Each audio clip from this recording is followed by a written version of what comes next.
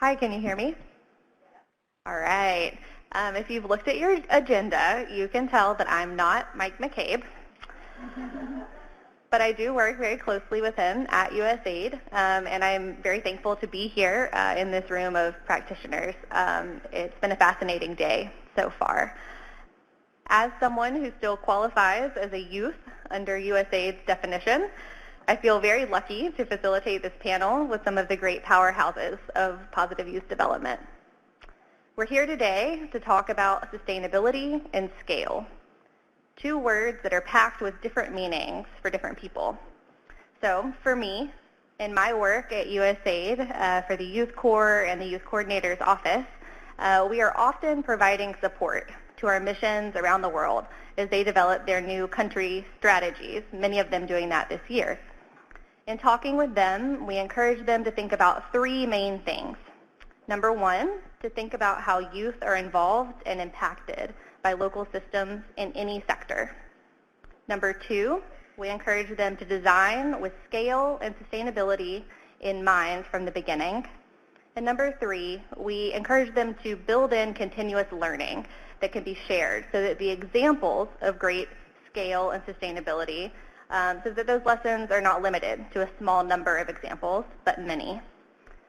So today, we're fortunate to have a wealth of knowledge on the stage related to scale, systems, and sustainability. Our panelists include Claire Ignatowski. Claire is dual-hatted. She is an independent consultant and co-founder of the Youth Systems Collaborative, as well as senior advisor for youth and systems thinking at Creative Associates International. We also have Joyce, who's the chief of party from the Kenya KYES program, who we've already met earlier today, as well as Kristin Brady, the director of YouthPower Action, and Paul Spurzem, the executive director from Visionaria, YouthPower, learning grantee, who's speaking on strengthening capacity for local youth-led organizations. So very thankful to have all of them here with us today. To start off, Claire, could you share with us a little bit about the USAID-funded HERD PYD assessment, where you reviewed YouthPower rooftops on scale and sustainability? Yes. Thanks for inviting me to participate. Even if it's last minute, it's always welcome. I get a chance to just highlight a few of the preliminary findings around the PYD assessment that is being conducted through the HERD mechanism, and it's URC, University Research Company, that's the lead for that. And so this, we're looking at the status of PYD in YouthPower, but also beyond. And part of that has involved a global survey of PYD across the whole range of stakeholders. You know, that we expect about 300 or 400 respondents from that. The data is not in yet from that. So what I do have to share is a little bit from the key informant interviews, and then also a review that I did of the 9 rooftops, the USAID solicitation for the projects, and through a systems lens. And so this is a very specific slice. This is really intended to reflect back to USAID to what degree it is aimed to do systems work within YouthPower, and if so, what are the areas of strength or weaknesses.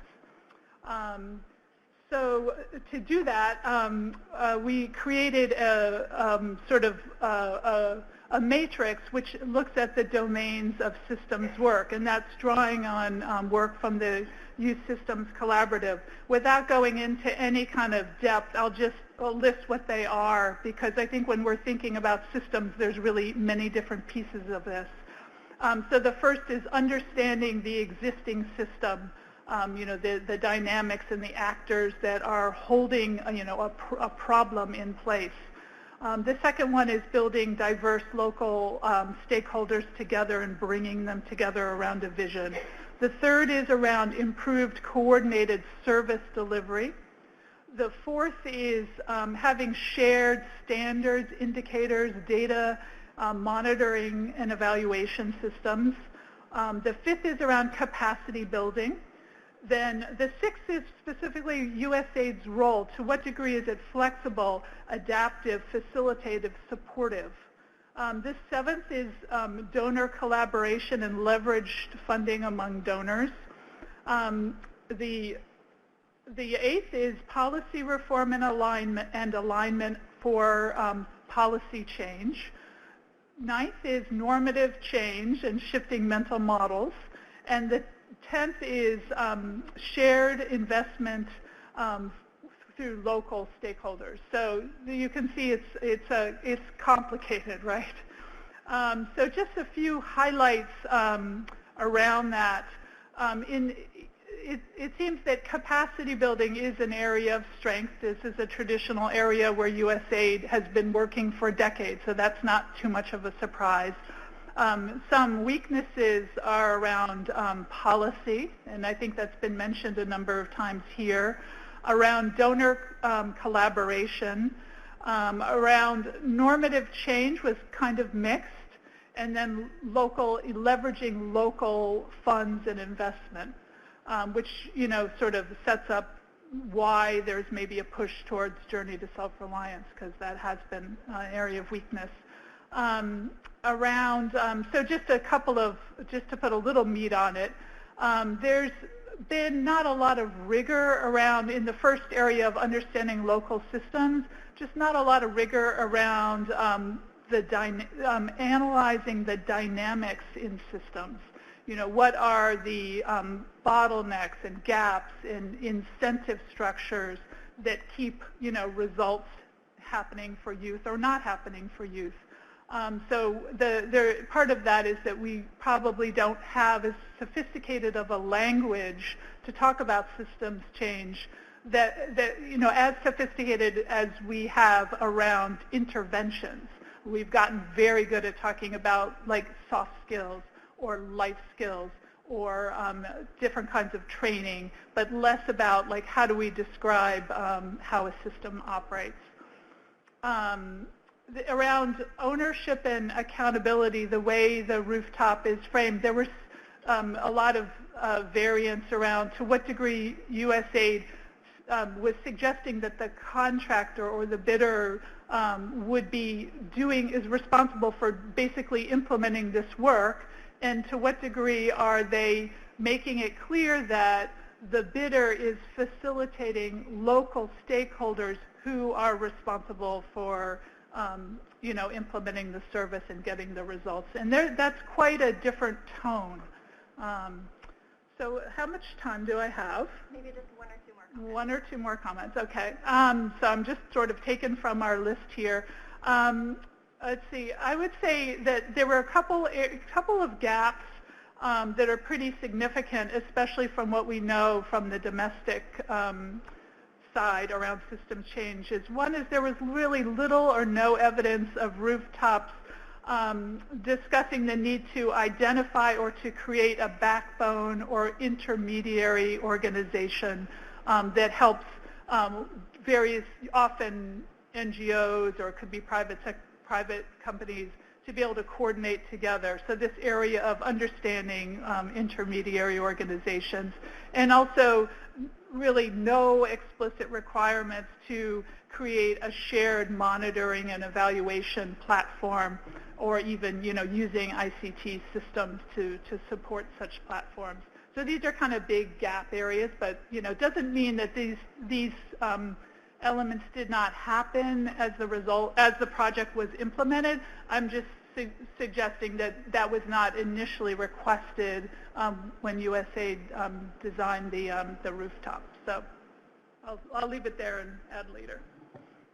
Thank you so much, Claire. It's really helpful to have kind of that 30,000-foot view and a little bit of the broader picture of what the systems work looks like for USAID. So now we're going to take it to Joyce and get more of a field approach. Joyce, could you take a few minutes just to share with us some of the factors, including challenges, that you've seen for sustainable and scalable PYD programs in the field? So when the program was designed, there were two assumptions. The first assumption was that private sector was going to put in a lot of funding and take up, youth skilling, the sponsorships, the job placements, and all the outcomes that come with the youth workforce program. The second was that the government would take care of the training aspect of the youth. And our bit was more of a TA role, designing the curriculum, and then just giving it to the training institutions or to government to go on with it. So when we first started, and that's why it took us almost like 2 years to figure it out and see how to transition this work and scale it up into the counties.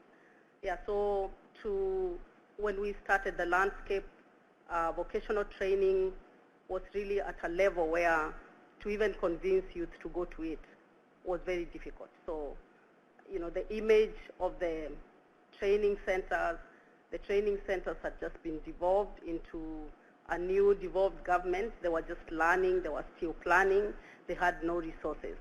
So the first 2 years, we had to actually pay for the students who went for vocational training. We had to do a lot of work in capacity building of the instructors.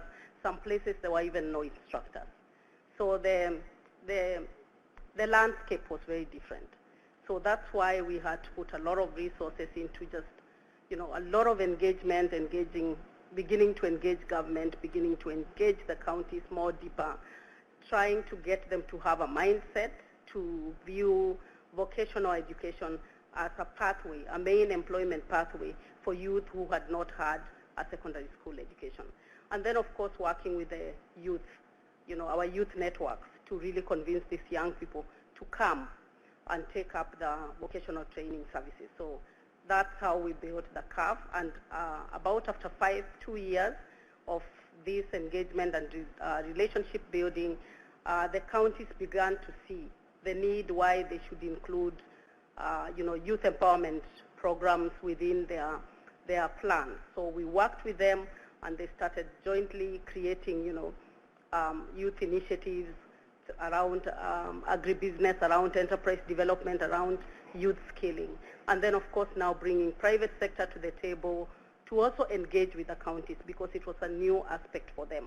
They had never really sat with these counties and these devolved structures to begin to look at youth issues, youth employment issues, and also, what value that would give to them. But the fact that they now had an opportunity to sit with this government, they could also now discuss their own issues of the county governments creating an environment for private sector to also engage and to also do business. So those were the challenges that we started with. It was also very slow to roll out the competent-based programs, because this was a new thing in Kenya. They were used to doing trainings of 1 year, 2 years. So trying to get them to convince them to do a 3-month to 6-month program really took some time. And even after we did the training programs, we developed the curriculums the first 1 year on our own without the government, being part of it. And so when we went for certification, we had to go back to the drawing table, and they said, okay, this really look nice, they are beautiful, very nice, but now these are the 10 steps in developing a curriculum. So we went back again, and together we worked with government and started developing the curriculums all over again. But that now gave us, the advantage was that it gave us an opportunity to engage and to also push for the TVET reforms, which were now, we got a buy-in right from top of government to the county government, so that these reforms could go all the way to the VTC centers. And this is what helped in terms of getting them to put in resources and to adopt the curriculums, adopt the programs that we had. Yeah. So. Wow, I just have to say that is phenomenal. Can we give a round of applause, because that is just incredible to hear about all of the work that you did and going back and forth, working with them to make sure that you are meeting the needs to change the system. So Paul. I think she teed us up really well here in the planning aspect of this. I mean, it seems like there were a lot of assumptions in this case and took some time to adjust. Can you share more from a youth-led organization? Can you share a little bit about how to plan for scale and sustainability? Right. Fantastic to be here and be able to represent all youth-led organizations in the world. So Visionaria Network was formed, and I'll talk about our program that we've run now in 2016, but it really all starts with a group of young leaders here in the U.S. Who believed in the PYD approach before we knew it was called PYD, and what everyone needs to know is that it's not normal to push for all of the spheres of PYD, including personal agency and that personal development, as well as this radical inclusion and contribution of young people. It's not the norm. And so when we started out, you first have to work on those assumptions of how PYD can work in the context that you want it to work. And we started by trying to convince Rotarians from the Rotary Foundation to fund a project in which adolescent girls would decide where the money went and how the projects were going to be planned, and we couldn't tell them what they'd do yet. It was not very easy to do. Part of that planning process is finding those adults that are okay with breaking the status quo. I would start there.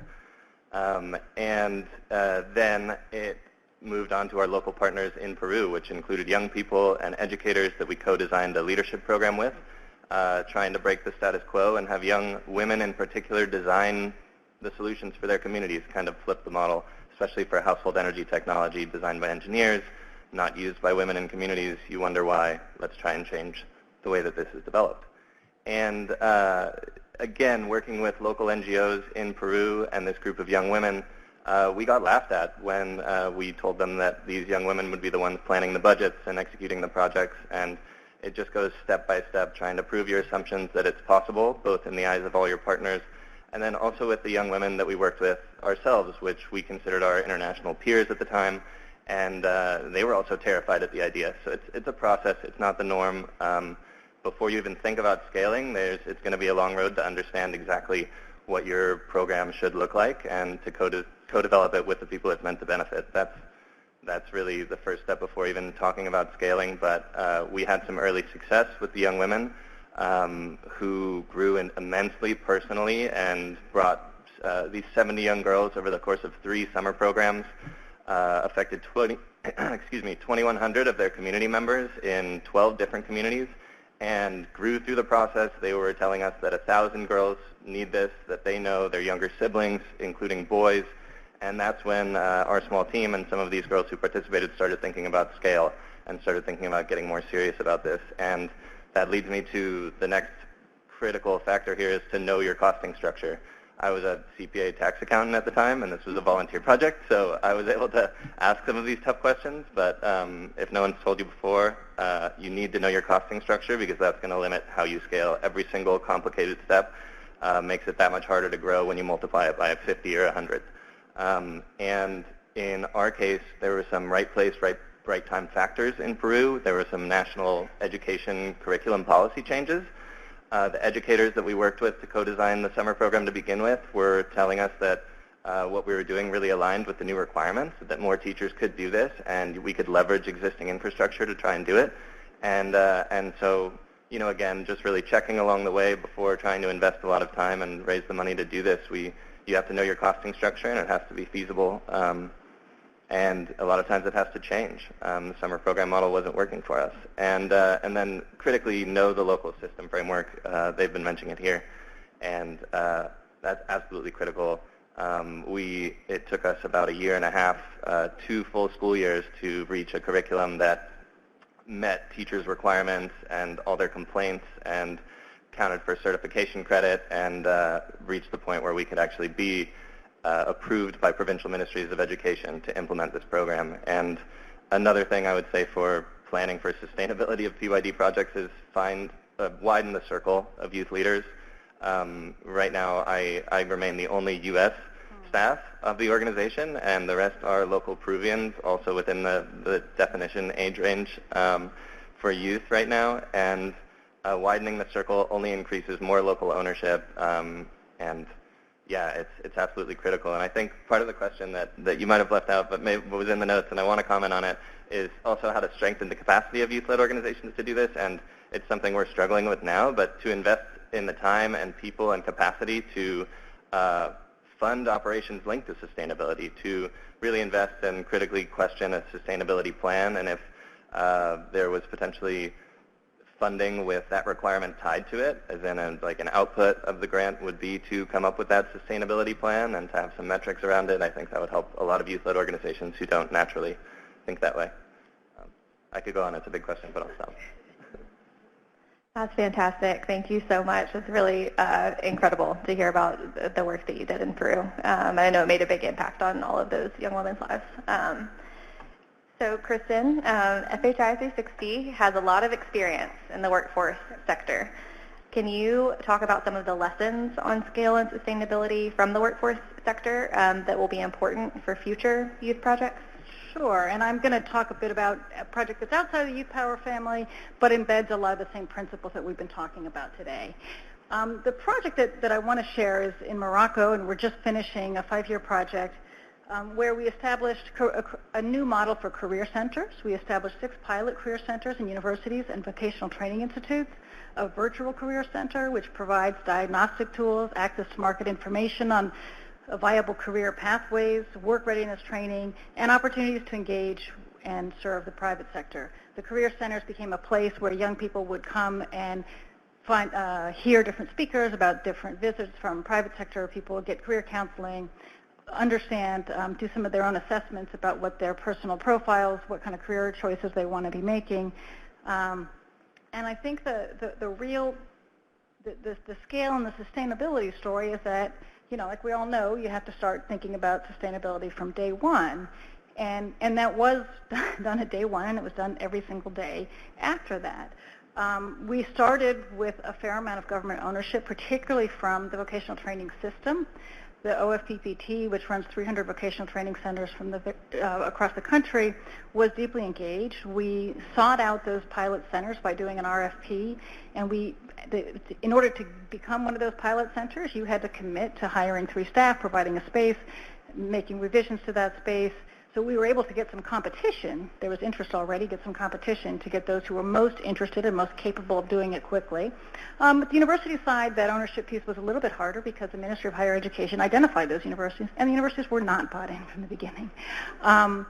So yeah, we had to do some work to build that, but we started with collaboration amongst all stakeholders. We did what we call a whole system in a room workshop, where we bring different stakeholders from across the system to kind of come up and think about what's our vision and what's our work plan, and collectively came up with that work plan.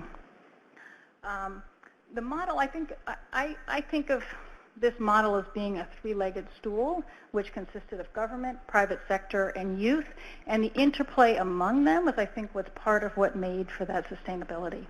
As we're finishing the project now, we had 3 pilot centers in vocational training and 3 in the universities.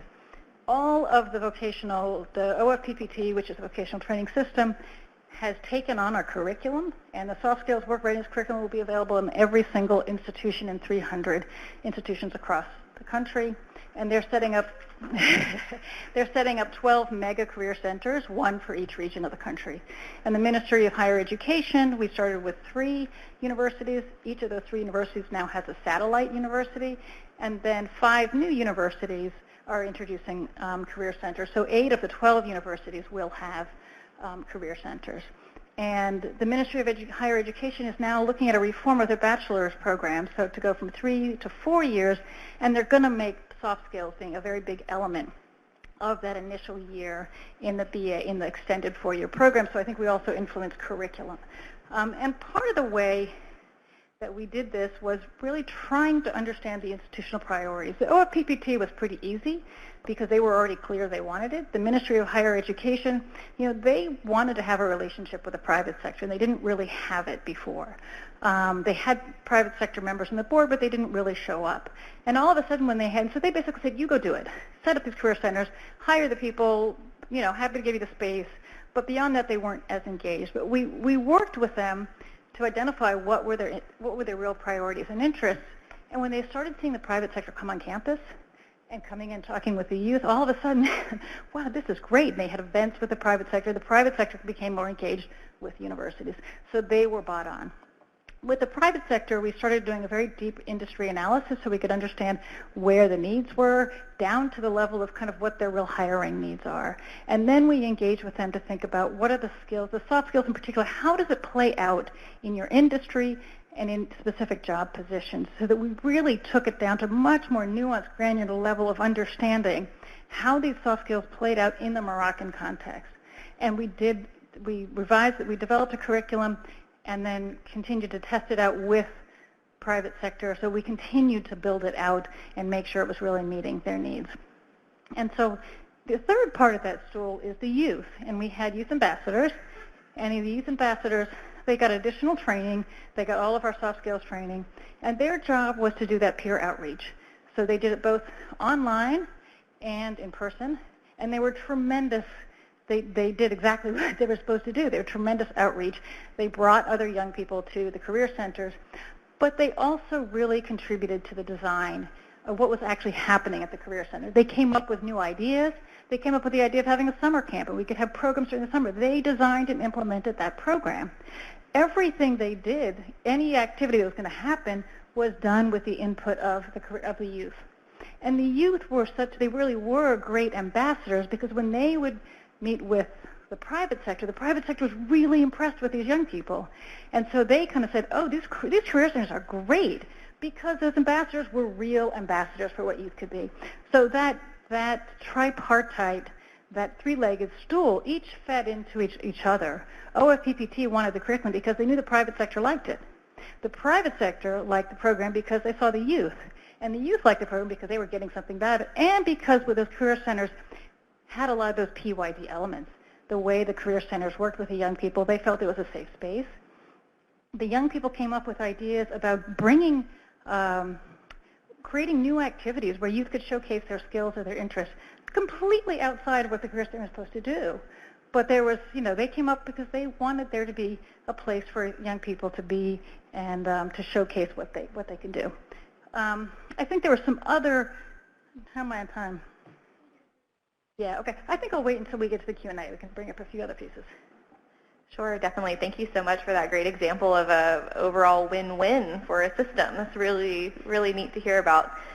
So this question is for any of you, all of you who want to respond. The main question that we're wanting to know is, how can partners or USAID missions, how can we better design programs for scale and sustainability? I'll start, because that was my thing I held on to. One of the things we've done in the Career Centers project was we actually finished our implementation, our direct implementation, early, and passed it on to the universities and to the OFPPT. And so we have a period of time where they're doing everything. I mean, we worked with them throughout the whole process. They were paying a number of the different salaries for the positions, but our ongoing everyday pieces of managing these centers disappeared. They're running it. We've done a lot of training over the time period. We've created toolkits and standards and matrices and tools for them to assess how well these institutions are really doing. But you're on your own. But we're still here. And we're here for a period of time to walk with you. And if you need us, we'll still be there. But you needed a period of time where they're really on their own, but still know that you're there. So I think planning in that transitional time period where they're really, you've got this kind of accompaniment process is useful. Yeah. I think this is a good time when most of the countries are reviewing their CDCSs. And this time, if I give the Kenyan example, I've never seen a consultative process like the one I've seen the last 1 year. And that's USAID sitting with government, sitting with private sector, with different segments of community, the youth, and really trying to design and make sure that the CDCS is inclusive. And then again, of course, this is the time when we have the J2SR, and we say, for us, implementing partners in Kenya, J2SR is the lens through which we have to do everything. So I think it's a good time for partners, implementing partners and even USAID to co-create and to really walk the talk in terms of planning with government, starting from national government all the way for us who have county governments, and bringing to the table, in a very transparent manner to create that relationship and that trust and saying, this is what we have, and the county governments will say, this is what we also have. So can we put the synergies together? If we have to do that journey to self-reliance, it has to start from the planning stage, right? From the CDCS, and then from there you narrow it down to annual work planning together with the government. So you plan at a higher level. So when the implementing partners come in, they also do the same because there is already a framework within which one works. This also helps in terms of breaking the silos, not just within USAID, between the different sectors. If we talk about PYD, are we talking about it across all the sectors of USAID? And then the other thing is also for implementing partners. If you are implementing programs in a specific area, are we collaborating?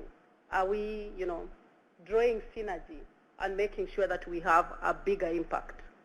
So I think these are some of the recommendations, and these are some of the things that we are working on in Kenya. And I think it has helped because we have monthly COP meetings, and we keep talking about these things, and I'm just hoping that it's actually going to happen, yeah. But it's beginning to happen, yeah. Thanks so much. Do you want to reply? Yeah. So just in terms of sort of, you asked about, what could USAID do to support the systems effort more. And I would take some guidance from the domestic world, which is part of, there's been many, many place-based youth systems efforts, hundreds of them. And one of the findings, one of the learnings that has come out of that is that it was absolutely critical for donors, and these are usually foundations, to have behavior change, that they radically needed to shift the way they were supporting and thinking about their role vis-a-vis the social change that they sought. And so we're very used to in the USAID world of doing program evaluations, and a project or an activity is evaluated, and that there's an entire system for that. What we don't have is a mechanism to turn the camera, with USAID, to have the mechanism to turn the camera back on itself.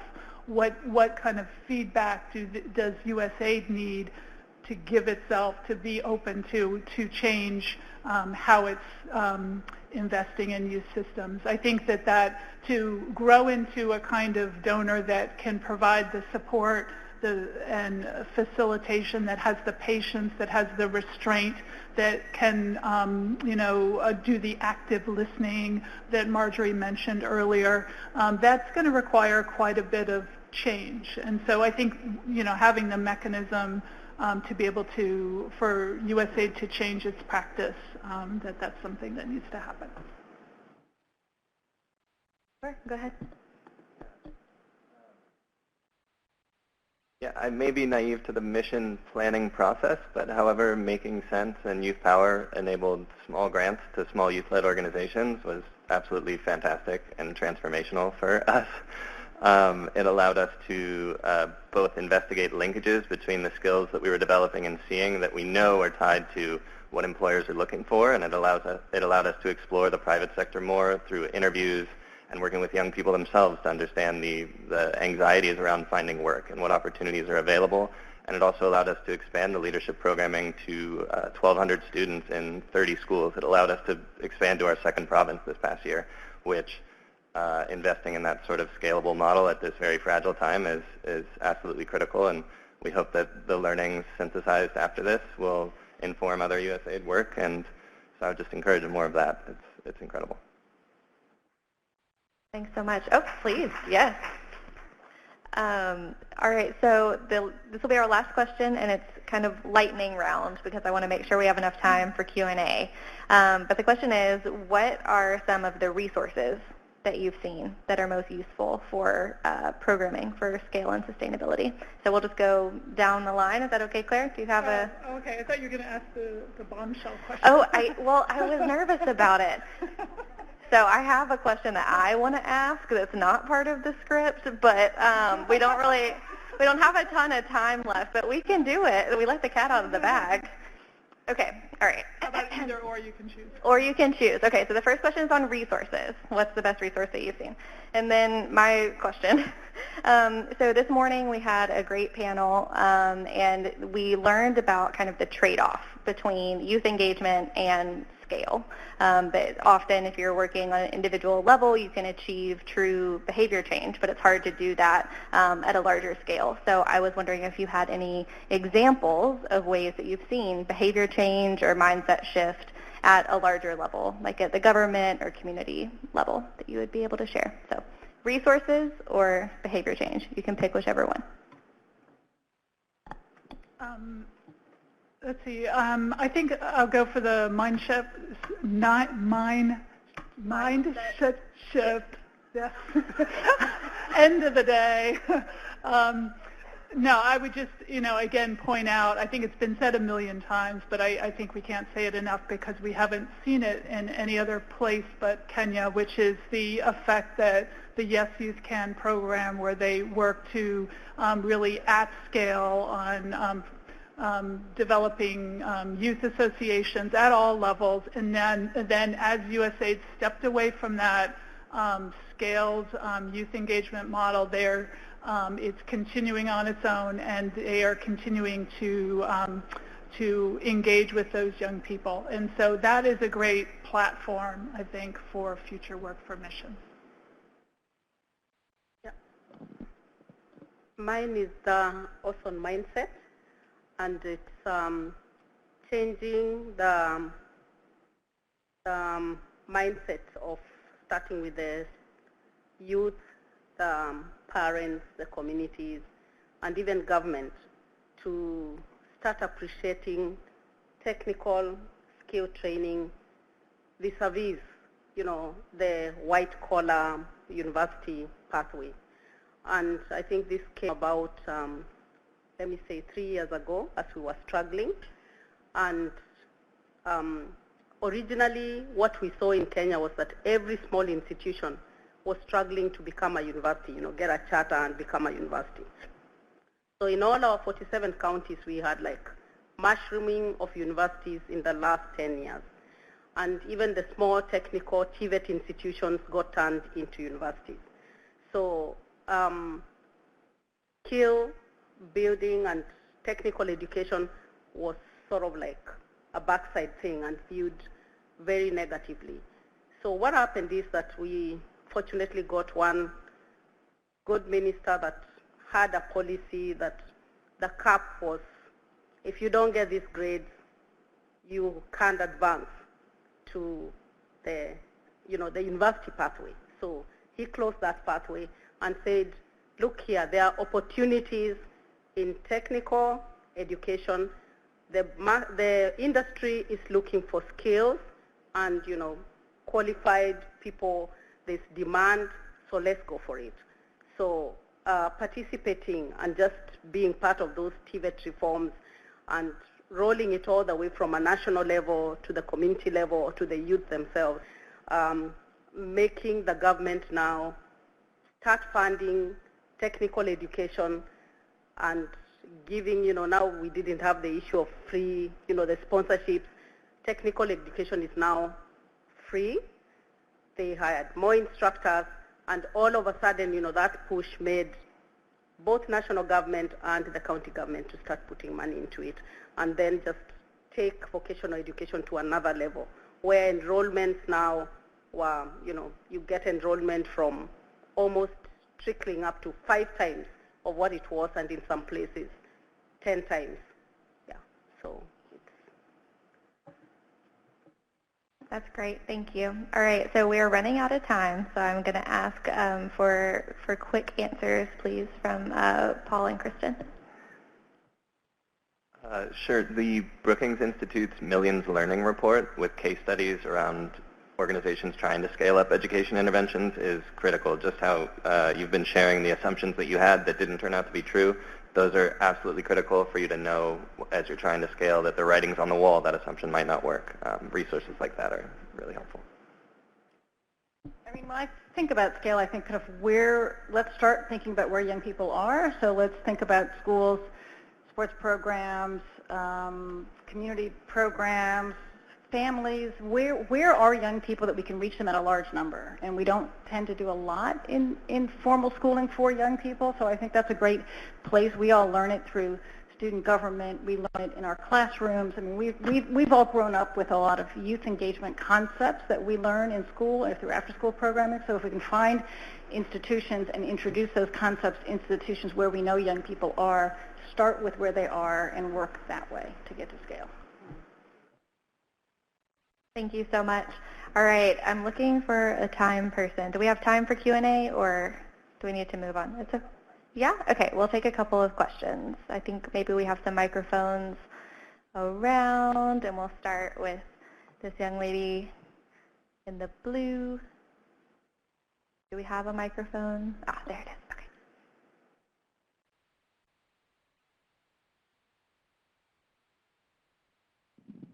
Thank you. My question actually goes to Joyce. I've heard your approaches, how you engage different stakeholders in ensuring that more young people are enrolled to skills. I would like to know, how do you engage the social local actors like grassroots organizations?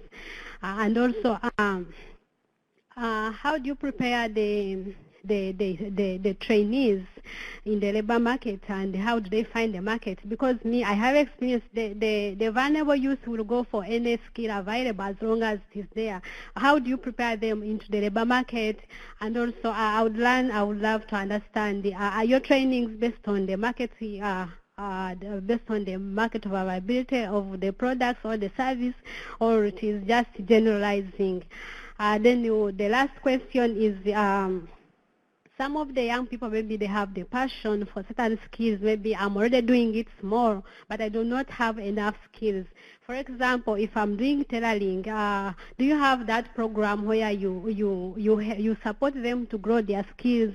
For example, maybe to to produce the fashion clothes which are on the market. I would really want to learn from you, from your approaches, how you do it, so that I can replicate in Uganda. Then, one more last question. In Africa, you are in Kenya and I'm in Uganda. I know that most of the problems are the same. The patriarchal system is too large. So some of the women, young girls, they get problems, they find it difficulties in taking choices for certain skills preferred, because my partner will refuse. We say, no, don't take this, don't take this. So how do you ensure that your designed programs or the preferred choices of the particularly girls and women are really ready to ensure that it is really so much inclusive? Thank you. So that was a lot. So I would, pick maybe one that you can answer. Starting with the youth engagement and how to get to the grassroots level. I mentioned earlier that we worked with the youth network that was part of the Yes Youth Can. So these are elaborate youth networks that have representation all the way to the village level. So in terms of mobilization and in terms of bringing out the youth, they have continued to do that work and continue even beyond KS to even do it for other programs. In terms of which skills and whether the training programs were informed, we did ecosystem surveys. So in every county, where we worked in 9 counties, and in all those counties, we did the market survey to see which skills were needed, and it was on that basis that the competence-based curriculum were developed. Yeah, so we knew where the jobs were in the different counties. And then also, where we didn't have the curricula, what we did is that we also worked with the other partners in collaboration and brought those curricula to the different places where we were. And then finally, in terms of employment opportunities, we worked, that was the role of the private sector, working together through this compact to bring the employers together so that they could offer the internship opportunities and the job opportunities. And all the trainings also were integrated with soft skills. So we started with standalone skills at community level to inform the young people of the different employment pathways that were available. So from there now, they were able to choose. And those who were not able to go for a skill training, a longer skill training, had the opportunity to be part of the community level enterprise development or agribusiness. So there were different pathways and they were guided. Yeah. Great. Okay, one more quick question. If anybody has one more question. No? All right. Thank you. Please give a big round of applause for these great panelists.